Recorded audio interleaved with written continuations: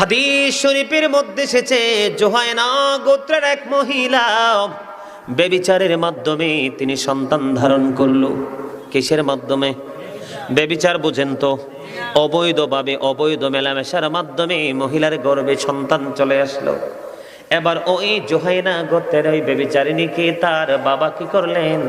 ব্যভিচার করার পরে যখন সন্তান চলে আসলো, তখন ওই মহিলার বাবা তখন প্রাণের নবীর কাছে নিয়ে গেলেন। নবীর কাছে নিয়ে বন্ধু পুরোপুরি বিস্তারিত ঘটনাটা তিনি জানিয়ে দিলেন। পুরো ঘটনা যখন জানিয়ে দিলেন, পুরো ঘটনা বন্ধু জানিয়ে দেওয়ার পরে এবার আমার নবী বললেন, তুমি এই ব্যভিচারিণীকে নিয়ে তোমার বাড়িতে চলে যাও। তার মানে বাবাকে বললেন, তুমি তোমার এই কন্যাকে নিয়ে বাড়ি ফিরে যাও, তোমার বাড়ি ফিরে যাও।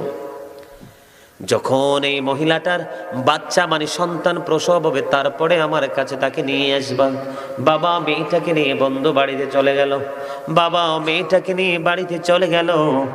বাড়িতে চলে যাওয়ার পরে সুন্দর করে লালন পালন করতে থাকলেন। লালন পালন করতে করতে করতে করতে যখন বন্ধু মায়ের গর্ভ থেকে সন্তান পৃথিবীতে চলে আসলো, আমার নবীর নির্দেশনা অনুযায়ী মহিলাটাকে নিয়ে নবীর কাছে গেলেন। এবার আমার নবী কি করলেন?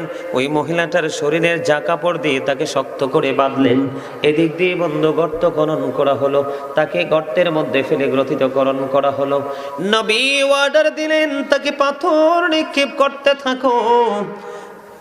এবার তাকে পাথর নিক্ষেপ করতে থাকলেন। বন্ধু মহিলাটা ইন্তেকাল করলো। ইন্না লিল্লাহি ওয়া ইন্না ইলাইহি রাজিউন। মহিলাটা ইন্তেকাল করলো, তার মানে মারা গেছেন। কি করেছেন? সে কি করেছেন? মৃত্যুবরণ। সে ইজ ডেড, ঠিক কিনা বলেন? মৃত্যুবরণ করেছেন, পৃথিবী থেকে চলে গেছেন। এবার সবাই চিন্তিত শঙ্কিত, কে রে তার জানাজা পড়াবে? চিন্তা হওয়ার কথা না? এটা তো দুনিয়ার কেউ বলেনি।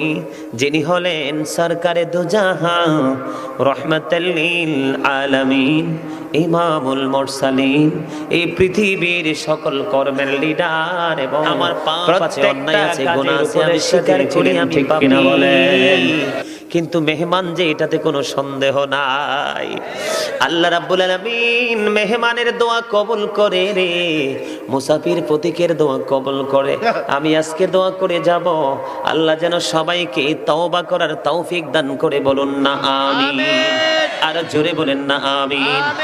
আমরা জীবনে আমরা জুলুম করছি কিনা? এই জুলুমটা আমরা নিজের উপর নিজে করছি, অন্যের উপর না। যেমন একজনের ফল খেয়েছি, আমি আমার উপর জুলুম করেছি। বলে হুজুর কেমনে? এই ফলের দাম কিয়ামতের দিন আমল দিয়ে দিতে হবে রে। আমল যদি না থাকে, ওই পরিমাণ পাপ ওই ব্যক্তির কাছ থেকে আনতে হবে। এর বাইরে কোনো আইন আপনি খুঁজে পাবেন না, ঠিক কিনা বলেন? এই জন্য বন্ধু আমি জালেমদের সম্পর্কে করোনাতে লকডাউনে একটা গজল লিখছিলাম, শুনবেননি? আমার লেখা একটা গজল শুনবেন, যদি পারেন আমার সঙ্গে সঙ্গে গাইবেন। রাজি আছেন নি? জুলুম যারা করলা